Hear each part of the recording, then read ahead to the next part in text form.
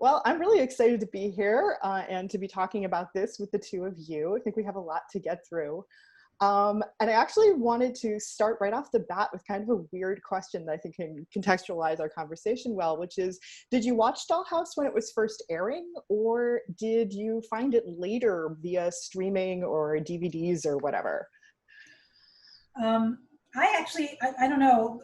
I think that people, when Dollhouse first came on, there was such a Joss Whedon cult out there that I felt like I'd missed out because I had not really watched Buffy or Angel or, I was kind of coming in a very weird direction. And so this was really my first real chance to watch a Joss Whedon show as it aired. So I was meticulous. I was like, yes, I am going to watch this. And so yes, the answer to that is I did. I watched it all while it was airing every week and still got a little lost. How about you, Trisha? Trisha? I'm having a hard time hearing people, so I was trying to put up my volume. I'll answer for myself while you're working on technical stuff, which is to say, at the point that Dollhouse started airing, I already knew that my doctoral dissertation was going to have a section on Buffy. I wasn't sure how much Whedon was going to be in my dissertation, but obviously I had to watch the new Whedon thing. So I watched it on broadcast, and it got off to a slow start, and I was getting ready to ditch it right about until episode 1/6, and that's when everything changed for me, and then it was all I cared about on television for 2 years. Okay. Trisha. Okay. I caught it right when it started coming on, and we watched most of it. And then I was at a friend's house for a weekend, and we caught up on the rest of them. But that was also a while ago. I thoroughly intended on binging on it before the panel, but it's not that easy to find. So if people want to throw in the panel where you can find it now, I think that would also be really cool. You can currently find it on Hulu. It's all on Hulu, but not everybody has Hulu, and not everybody wants to put up with Hulu's subscription. But I'm fortunate that I have Hulu, so that made it easy for me to rewatch. Yeah, I have it actually. Gosh, I have hard copies of all the episodes, which is just weird. But I needed hard copies. I've got Blu-rays and I've got digital downloads because I needed to be able to do frame-by-frame analysis when I was writing. So, wow. Yeah, but that also has made me very unaware of where it's available streaming. So I think before we really kind of get into the meat of this, the big elephant in the room when talking about Dollhouse, I'm assuming everyone who's seeing this panel has seen the show. I'm going to work on that assumption. Spoiler alerts. Or they probably wouldn't be here. Is Epitaph 1 and Epitaph 2, because the production history of the show is really weird. It was constantly on the bubble, about to get canceled, and when it looked like it was probably not coming back between seasons 1 and 2, right at the end of production for season 1, Whedon shot Epitaph 1 and threw it, 13th episode for the series, and threw it on the DVD release and the iTunes season pass. Wow, this is prehistoric stuff we're talking about at this point. And so people who cared enough to buy the DVD or get the season pass saw it, but the broadcast viewers did not. And the thing about Epitaph 1 is that it advances the action of the show by 10 years, bringing us, oddly enough, to a profoundly apocalyptic 2019 and 2020, which I'm still not sure how I feel about that right now. Well, you could look at it this way: as bad as 2020 has been, it ain't bad. It's true. It's true. We've still got 3 months left to go. I don't really want to choose things. 3 months to go, right?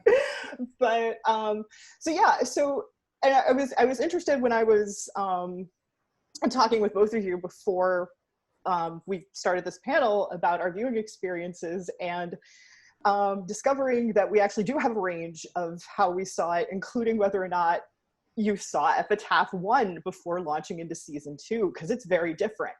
I had seen it, so I'm starting out season 2 going, how do we get there from here? And it's flavoring my reactions to everything in the way I'm trying to deconstruct the narrative and reassemble it in my head. Whereas I believe you, Randee, did not have that particular encumbrance / aid in your viewing. No, I mean, obviously, since I was watching it when it came out initially, Epitaph 1 just was not available. I didn't have iTunes Pass. I had not seen Epitaph 1 until approximately a week ago. So I didn't even see it in the past tense, because when I was done with the show, I was done with the show, and I don't think I paid enough attention to realize that there was an Epitaph 1 to even go to. Right. So all of a sudden, at the very end of the second season, when we are catapulted into this apocalypse, it worked, I guess, but it didn't have as much context for me. So, it's such a schizophrenic show anyway, the way that it lays out as a series, just because of all of the machinations behind the scenes. But to then say, oh, by the way, there's this very important but hidden episode that you may or may not have seen. It just makes it even weirder when you think about the fact that this was on broadcast television, which is usually very coherent and almost coherent to the point of being boring. Right. We may have lost Trisha. I'm sorry. Oh, there she is. Yeah. Sorry. So yeah, I don't know if there's a question there, but yes. I'm having a really hard time hearing everybody. Oh, I'm sorry. My viewing experience was very much divorced from having seen Epitaph 1. Right. Now having seen everything smashed together in the space of about a week and a half, it's much more coherent. Let's put it that way. Yeah. More sense. Trisha, how about you jump in when you hear an opening for yourself? Please be aggressive and rude. Yeah, that'll be me. So you gotta break in. Sorry, no. The problem is that I don't know why I'm getting maybe every third word, so I haven't really heard what anyone's saying. Oh no. Yeah. Okay. Am I using an external mic? Yes, but I have my headphones on. Okay. Well, we'll keep chatting, and hopefully we can tech support you out of this. So I think you've given kind of a good jumping off place, Randee, here for kind of the really weird thing about Dollhouse, which is what made me come up with the idea for this panel in the first place, which is how bizarre it was as a network television show. I mean, it kind of got to experiment with a lot of narrative strategies that mostly kind of out of desperate need that were very out of place in 2009, 2010 when it was airing.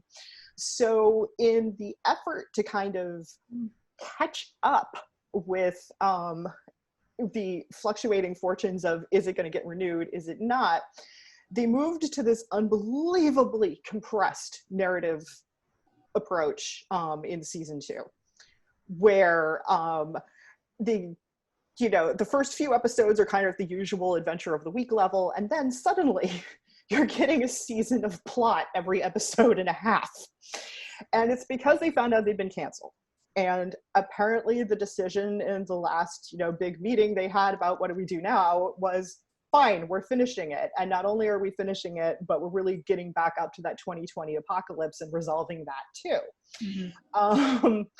And so it suddenly became, basically, before bingeable television existed, it kind of became the model for the first binge show. If you were watching it from week to week, it was kind of weirdly hard to follow and incredibly taxing to watch. But if you come back and rewatch it, it's kind of a different experience. Yeah, and I gotta say that, I remember being very frustrated at the time because I felt like I'm being as loyal as I can be with this show. I'm showing up every week, I'm watching it, I'm recording it, maybe I'm watching that episode again, just in case I missed something, and I was still missing stuff. And the break of 7 days or the break of 6 days between one and the other made it very hard to catch up on. And the fact that then they were squeezing so much story into the second season made it even harder. And I think if it had the sort of Netflix model of the bingeable model where everything comes out at once, right, that would not have been an issue. And I also wonder if it may have survived better if it had that model, because then it would have been much more buzzy, much earlier. People would have had all this conversation about it. There was clearly also the intention of the creators to do spin-off stuff with it. They wanted to do webisodes. They eventually did a comic book. This is kind of before everything got crazy with these multi-universe, everything's on 3 different platforms at the same time. So in a way, that was really ahead of its time in terms of their concept. But what failed them was the platform in which they had been assigned, which was Fox, which, you know, it had screwed up Firefly and screwed up Dollhouse. So it's 2 for 2. Yeah, and it's weird. Okay. Oh yay, Trisha! Hey, Trisha! Okay. Sadly, you can't see my fabulous makeup and my great lip gloss, but at least I can hear you and be part of the conversation. Hooray! You do have a cute bunny picture. Good. So I was going to say, actually, where Randee was going is part of the issue is Fox and the lack of organization for the episodes while watching it. Because it was, I mean, Firefly also had that same problem where you really couldn't get the overall narrative. Right. And I'm also thinking, like, related to that is that when I went into it after being a huge fan of Buffy, a huge fan of Angel, and those have very clear narratives as they are being told. So there was like no expectation that we're going to go in a different direction with not only the way the narrative was told, but also the types of story themes. And one of the things that I was really kind of curious about bringing up also is, again, if you come to Dollhouse after having, first of all, watched Buffy and seen Eliza Dushku there, it's a very different presentation of a female character. So if you're like, we're all gung-ho woman power Buffy, this made you start questioning what an empowered, like this was not as a clearly empowered woman as you were used to. And I think this also goes with almost the way feminism was growing at that time too, in the 90s, early thousands. We were all gung-ho super girl power. And to actually explore the issues where we don't have agency, where we really are still not as we're super powerful, but not really in charge of our lives. I think that kind of gave some of the watchers whiplash in a sense, because it did look at things like we were still ready to go, you know, kill our vampires because we're super empowered, powerful women right now. Yeah, that's interesting. That's really interesting to bring up. I mean, I think one of the major themes in the show, which helps us segue well into starting to weave in conversations about the things that have come since that feel resonant to us with Dollhouse. I think one of the major themes and questions in the show is kind of, who are we when our agency is taken from us? And how does that affect self and identity? It was definitely, I think, the show was definitely surprised thematically for a lot of Buffy fans, and I think that hurt viewership a great deal. It was definitely what again? What was it again? The show, I think, was a surprise thematically for Buffy fans, and I think that may have hurt viewership a great deal in the beginning. Right. Yeah. I feel like it just has, I don't even know if, I mean, you studied this so much more in depth than I did, so please feel free to contradict me, but I feel like we get a lot of mixed messages with this show. Because on the one hand, you have the physical body of the female that is powerful in and of itself. Whatever she does, she can always pick a bug.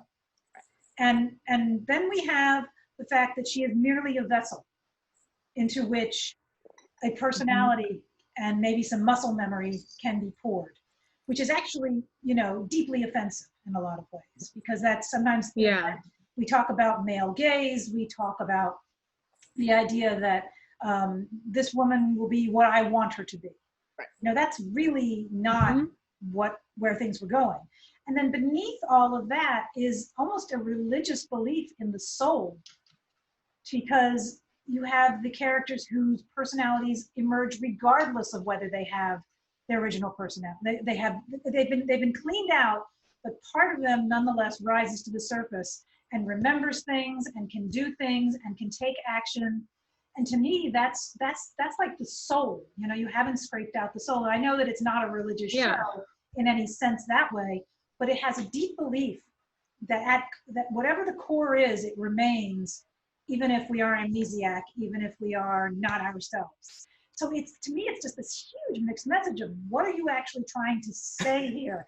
And I still don't have an answer for that.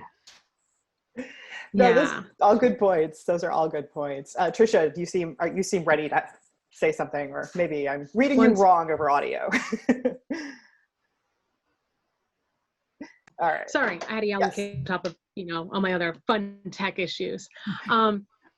So no, I think that is, and again, I'm going to go with you studied this and I did not, but I just.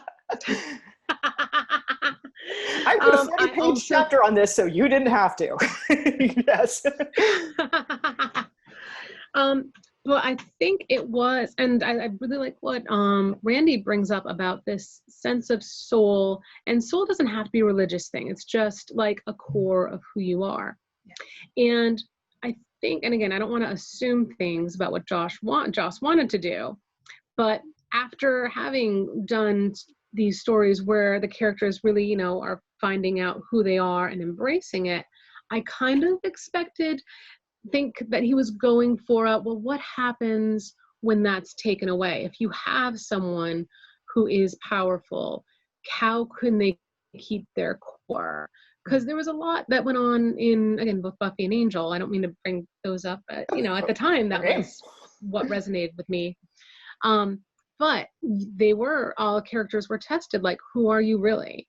And in this case, he kind of really turned that on its head to see almost an exploration or a thought experiment of if a soul or a personality or a core could emerge in this level of, I would call it trauma, because you're literally pulling an experience. And it's a trauma that they're not allowed to remember, but trauma also still imprints itself even when you don't remember it. So it's a study of how can you keep your core in that level of spiritual and identity trauma. That's really interesting. I think that a lot of what I'm hearing and what you're saying here, which I think is incredibly accurate about this show, is that kind of this idea of like, there's the part where you're stripped of your memories. Who are you without your memories? Are you the same person? Are you not? But there's also maybe the sense almost of trauma being, I think there's even a book by this name about trauma being written on the body in some way that maybe is staying with the actives that even when they don't have their memories. This seems like a really good point to mention Westworld at this point. Because good. Yeah. Everyone who knows me and suffered through my dissertation process in my vicinity was, I think, profoundly relieved that Westworld started airing after I was done with that project. In terms of prolonging things forever, because I think there are a lot of really strong thematic and even aesthetic resonances between the two shows. You can start doing character mapping if you want, with the powerful female director presiding over the operations center and the robots in place of actives who, and then horrible things happen to them for money that they're not getting. Yeah, no, I hadn't really thought about that before. It's probably very obvious to everybody else, but I'm just like, I've watched both shows and both do definitely have that same sort of resonance where, who are you if you don't know who you are? Yeah.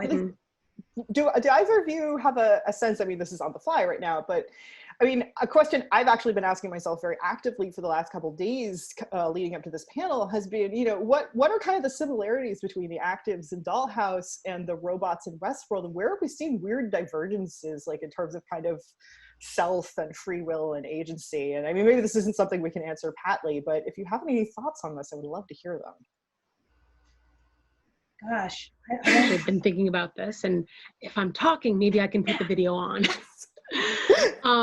But no, that very much resonated with me and is a thing that I thought we wanted to explore, because in both cases, you've got the actives and the robots, and they're literally designed to do stuff for other people. They're designed to not want to have their own agency. They have a script. They need to follow it.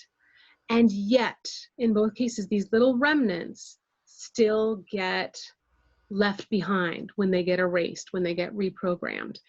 And when you're looking at it, the things that do get remembered, but they can reach back, are things that are closest to their core. Am I allowed to talk spoilers yet for Westworld 3, the most recent Westworld? It's been a while. I'm okay with it. Mute yourself if you're concerned for about 2 minutes. Yeah. We'll wave when she's done. We'll wave when she's done. I'll try and keep it vague. So in the last one, the third series of Westworld, you've got the one character that also clings to not just the memory they're downloaded with, but the one attached to their body, the body that they're designed to be in. And that is a fascinating exploration. And that actually kind of goes back to what you were saying, Marianna, about trauma being written on the body. And when you look at the brain and brain chemistry, when you look at people with Alzheimer's and dementia, you still see similar patterns of things that they don't remember, but is that, like, they can't call forward consciously, but they've been able to watch the brain have patterns. And if you're looking at the robots in Westworld, they have a very similar, like, design, the way they describe how their thought process is, programmed. They don't ever lose their programming either. And that is also really a fascinating thing that I think the two share, that gets explored. Yeah. I think they're also, yes, some of those. I think I feel like it's profoundly hopeful in a way, in a very dark area. These shows, I know we're not talking really Westworld, but even going back to Dollhouse, these shows wouldn't work as well. In fact, they really wouldn't work at all if we didn't have some sort of mysterious thing that continues to propel them, that feels authentic and true. If it was just a thing by the week where this poor woman who has assigned her life away for 5 years has to be a different character every week, that would get old really fast. But the fact that there's this extra thing is what makes the show work, and the same thing goes for Westworld. But it's in doing that, yeah, that may be a device, but it also feels like it's the one real hopeful thing. That in the attempt to control everything that is human, or everything that is even not human, just the extreme exertion of the control, there still is light, there is still the uncontrollable thing. And as Trisha was talking, it reminded me even for a moment of Jurassic Park, where they did everything they could to control life. And as we all know, life finds a way. And this is like there's that kind of resonates here also, is that, the dinosaurs still got out, they still bred, even though they were told not to. Yay, lady dinosaurs. I'm always here for the lady dinosaurs. Yeah, and this is a really interesting point that both of you are coming to here, because I think that, in Dollhouse, there are sort of these drives that remain even when people's memories are taken away. In Westworld, we have the cornerstone. What is the cornerstone? And it's interesting, which is basically their backstory for each of the robot hosts. And in many ways, at least like through season 1 and 2, the cornerstone is holding them back in a lot of ways. It's impeding their being able to get to freedom from this horrible life, because Maeve needs to find her daughter, and Teddy gets reprogrammed because he's to himself. Too nice. He's too nice. Poor Teddy. I feel like at least 8 times an episode I say. I know. But speaking of Teddy, let's come back to Victor, Dollhouse, for a moment here. I mean, this poor guy. We find out his backstory. He's this traumatized veteran. That this trauma definitely seems to be written on his body in some way. He seems freaked out and anxious all the time, even when he's in doll state. But his falling in love with another act in the house, Sierra, really seems to push him forward in some way and lead him towards being able to make a try to get out of there. And but I think the word we're not mentioning here is evolution. what we're seeing, you know, Echo is the evolved active. And Victor is evolving in a different way, but the next step for all of these individuals is evolution. And that's something that the creators didn't plan for, and we see that in Westworld as well. And there's some interesting parallels between, I think, Echo, I mean, Echo as just straight up Echo, and, you know, Dolores's Wyatt persona in many, many ways. Yeah.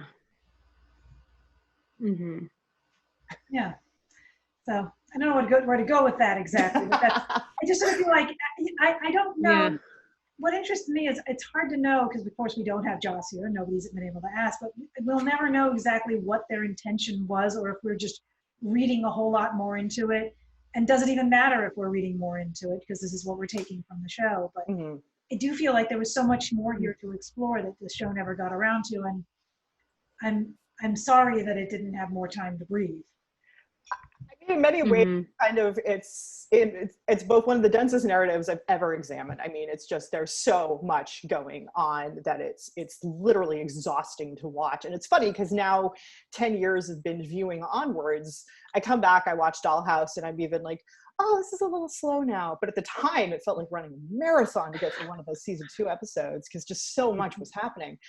And it's strange because in a lot of ways it really feels more like this map towards the places they could have gone in the end, rather than a complete text. It's just kind of gesturing at, we could have gone here, we could have gone there, there was good stuff over here, we didn't have time for that, now it's over. And, you know, the viewers are kind of left not only to fill in these holes for themselves, but also even just to reconstruct the narrative in terms of what happened when. And it's so interesting to see Westworld with season 2 going in and just aggressively being like, time's flexible, let's talk about time, it's not. Oh my god, yes. Oh my god, yeah. I don't want to leapfrog in the conversation, so if this is something you're planning on bringing up later on, that's cool. I would be interested in touching a little bit on watching it 10 years later with the history of what happened with Joss factored into all of that, because it's a little hard to watch the show knowing what we know about him now. I mean, I don't think he's totally tainted, but he's definitely you know, not the guy we necessarily thought he was based on his shows. Yeah, that's a tough one. I mean, yeah. I think that I've always been kind of an eccentric as someone who's spent so much time working with Whedon texts and actually studied him as an auteur, in that I was never here for Joss as either a persona or kind of the focus of interest. I think I have many long opinions that are 4 panels worth on their own about which of his texts I like, which ones I don't, and why. But I always feel like I've kind of been picking and choosing with him. So while in some ways it was profoundly disappointing to learn that, yep, he's on the list of people who, at the same time, I think I've been lucky in that it kind of hasn't retroactively tainted some things for me, in the sense of my having already had my own set of frustrations with various things at the table. I don't know how both of you are feeling. I'd like to hear more about that. Well, not to step on Trisha, I want to jump on in. I have things. I'll let Randee go first. I've been talking a lot. Okay. You know, I've not raised him entirely from what I can watch or anything, but it does color what I'm seeing in terms of the types of stories being told. You know, what romances are you seeing? What is being defined as romance? Who are the heroes? Who are the victims? You know, how is he more identifying himself? Which characters does he identify himself with? You know, to me, Josh is like Topher in this. You know, he's the mad scientist here, and Topher is a very problematic character, even if he's funny at times.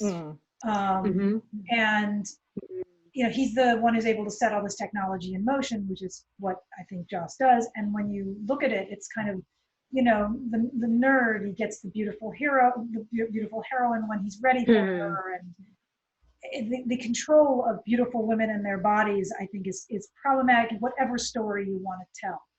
And that goes all the way, I think, to the present day, even with Westworld on Sunday. Mm-hmm. You know, women are always the subject of unwanted sex or unwanted sexual attraction. Mm-hmm. And whereas that seems to be less the case when you have the male characters, even if the male characters are parallel in some ways. So, Yeah. you know, I don't have all the answers here and everything, but it was hard for me to watch the show over again without that filter of, oh, this is why we're seeing that, or this is why, you know, we're seeing this. Sorry, but you go ahead, Trish. I didn't mean to talk over you.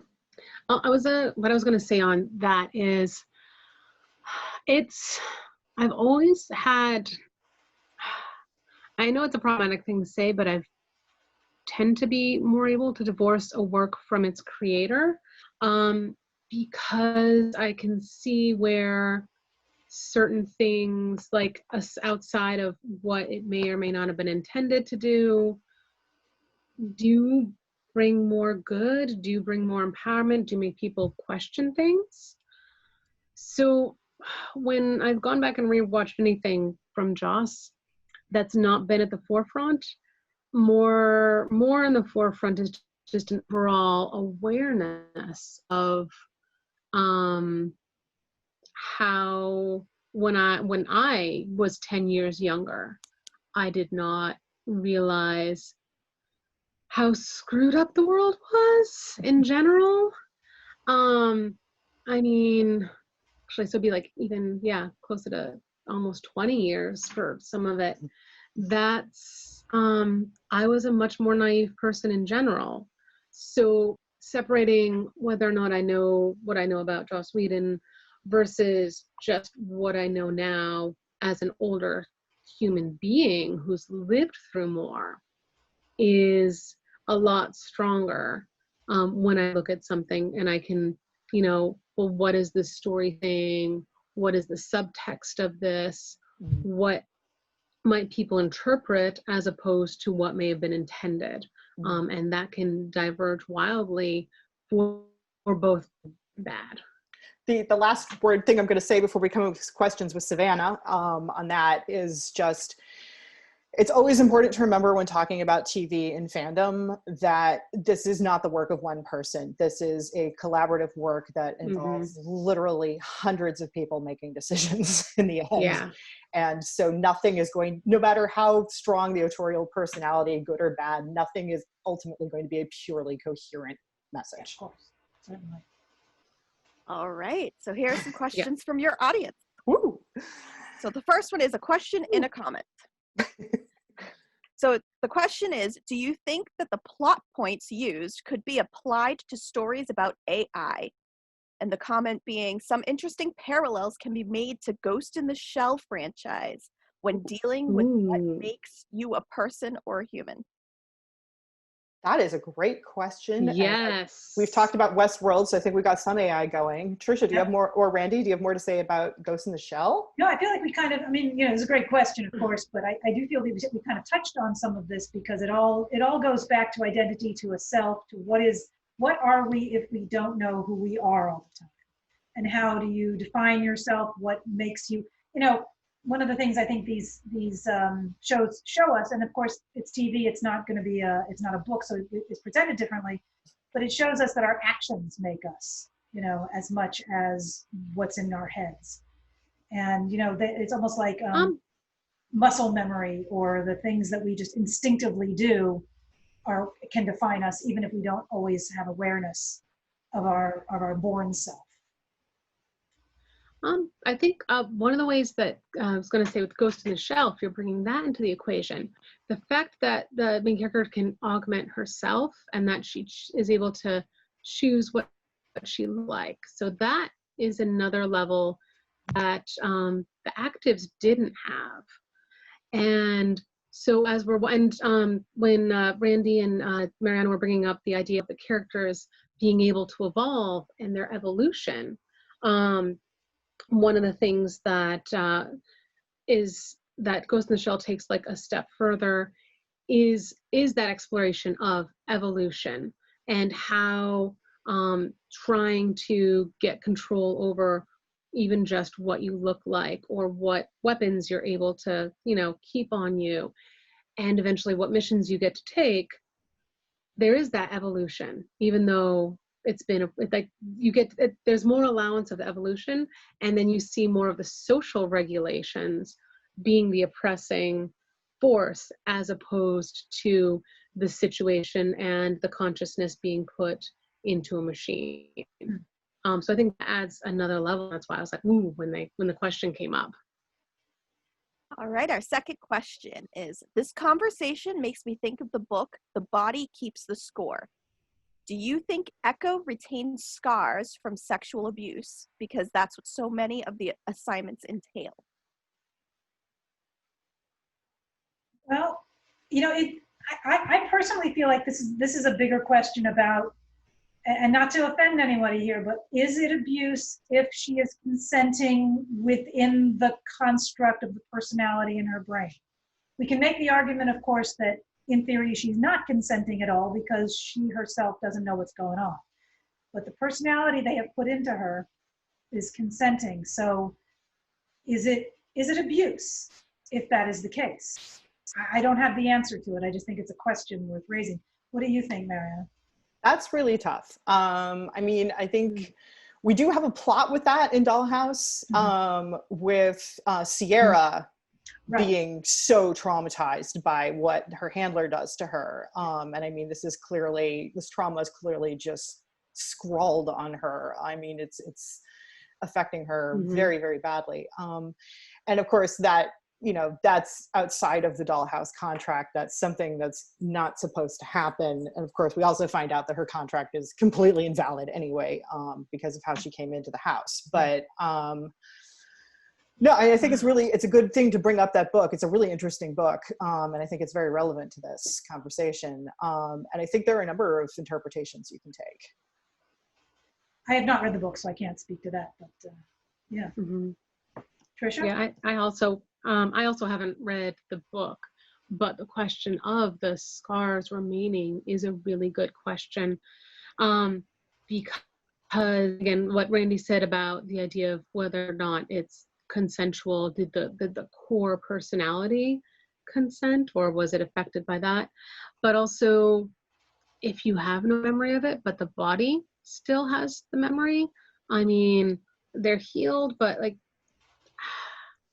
having gone through like a lot of physical illnesses over the past few years, the body retains memory even if it heals. Like, there's people who have who've had surgery 10, 20, 30 years down the line. If something scares them enough, they'll flinch in a way to protect that old injury, not realizing why they're flinching in that way. When you deal with people who have PTSD and don't necessarily remember exactly what happened, but still have that, they'll again act in a way that mimics the trauma that they received. So if we're looking at the body retaining memory, the cells retaining memory, that I think is something that is worth exploring in all the mediums, because also the emotions attached get put into the memory.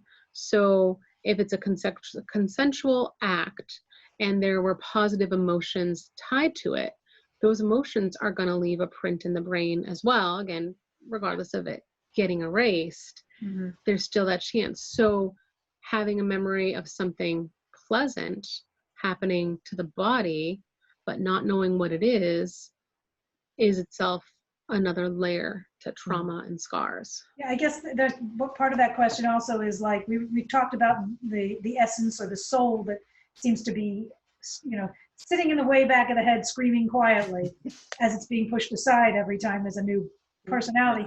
And that's the thing that may be traumatized, whereas everything else within the person is not being traumatized. And then that conflict creates the scar. There's this horrible moment in the episode where they don't have their memories back, but they're getting to be themselves, the actives in Dollhouse in season 1, where I think Victor describes it as, I can see everything that's happening, but I can't do anything about it. And it's just, the more you think about that, the worse it is. Yes. It's really So bad. there's a question that leads Yes. off of this. And it's, is there implied consent due to a contract that the Dollhouse leadership abuses? Ooh, good question too. Back to the layers, I think. Yeah. You know? I mean, these are hard questions Yeah. that you could probably write a really good anthology on. I mean, Yes. there's initial coercion that gets them to sign the contract in the first place. You could argue that the contract is invalid because they've been coerced. You're in trouble and I'm going to get you out of this trouble if you sign this contract, even though you don't know exactly what you're going to be doing. I mean, no one in a good place in their lives signs up for the Dollhouse. Right, exactly. So there's always that. Right. And then there's the level of, now we're going to get you to do things that you don't even you're theoretically not going to remember that you're doing. So that's also, I forgot the question. I'm sorry. It was, is there implied consent due to Yeah. a contract that the Dollhouse leadership abuses? I think one of the interesting things that happens, especially during season 2, is this sense that Adele is kind of trying to firewall herself off from the rest of the management by, at least telling herself that she's making ethical decisions that are protecting the dolls in ways that other house managers don't.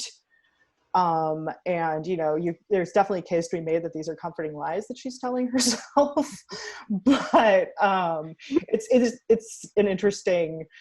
I think Adele would say that yes, this is implied consent and I'm safeguarding it. But the question is, do we believe her, and ultimately does she believe her? Well, she's the one who takes Victor out of the house and has her way with him. So I'd like to have that conversation with her after one of those liaisons. I was gonna add on that's also another layer of what the social pressures are and what our political climate may be as well, because as a society, will we accept that's implied consent, regardless of if the individual does? And how we view a contract like that says a lot about how much we do or do not respect the agency of the individual. So I'd say much of the current US administration, that is absolutely 100% implied consent and everything is totally cool. Other potential future soon US legislations might see that as problematic and not allow that as a contract, or might, be more supportive for against people using a contract like that, and that it cannot be considered consent. Right. So I think looking at it as looking at the social goggles we're wearing when we look at that is an important thing as well. And our frame around discussing consent has changed a lot in the last 10 years. Yeah. Mm-hmm. All right, and final question, because we're coming up on time, but everybody's enjoying this. Holy crap. So you've talked a lot about the male scientist / female active android AI, which is in a way the Galatea myth. But I think in Dollhouse, the most important relationship isn't between Topher and any actives, but between Adele and Echo. What sort of ideas come up about this female mastermind / female tool relationship? Ooh. Interesting. I feel like this show takes 2 seasons to show us as often as possible that Adele is also a tool. And I don't mean that in a colloquial sense. Yeah, what a tool. She's manipulated in a lot of ways as well. Now she has more agency, of course. She gets to go home at night and do whatever she does, watch TV or whatever. But she's very much anything coloring outside the lines. Adele is immediately yanked back, taken off of duty at one point. She really doesn't. She has the illusion of control also, and I almost wondered at one point if we were going to learn that she was a doll who had been given the personality, the imprint of somebody else who was in charge. So live question with everybody. I mean, and to talk about Topher and Echo, I think that it's interesting because he's someone whose entire life is very predicated on, I know what's going on. I'm the science guy. I'm in control. Echo is this completely unpredictable variable in his life. And it's kind of interesting watching him alternately resist and kind of go along with it. Because like, I think he's fascinated in a way. He can't help himself, but it also, I think, things he can't control and can't explain. I mean, it's a very scientist perspective. Things he can't explain freak him out. Yeah. Having Adele in control also, or at least in some measure of authority, helps balance things out too, because otherwise then it's just a bunch of guys running around telling a bunch of largely female, let's face it, dolls what to do, and it makes it a little more uncomfortable. I'm glad they had her because it helps balance things out somewhat. Well, I almost wonder though, and this goes with, especially with going back to the question of the relationship between Adele and the dolls, when you look at women in management positions and the fear or accusation that a woman is put into a particular management position so that it looks like it'll be a better situation for the lower female workers. And I almost, a few times I kind of felt like, and again, maybe reading too much into it, but like Adele's in that position so that someone even higher up can say, oh no, we've got a woman overseeing all of this. She's not going to let something happen to these people. And I kind of felt that was part of it. And then also there's this, women, especially like in office or management, places where you have like management control over the people, we're almost trained to be even more manipulative on things. That's kind of how we're told we can get ahead. And I kind of felt like she was using that like a little bit more, like it goes back to the rationalizing, I'm doing this for the good of this. But she also wants to protect her position of power. She might be the woman in management, our token, you know what I mean?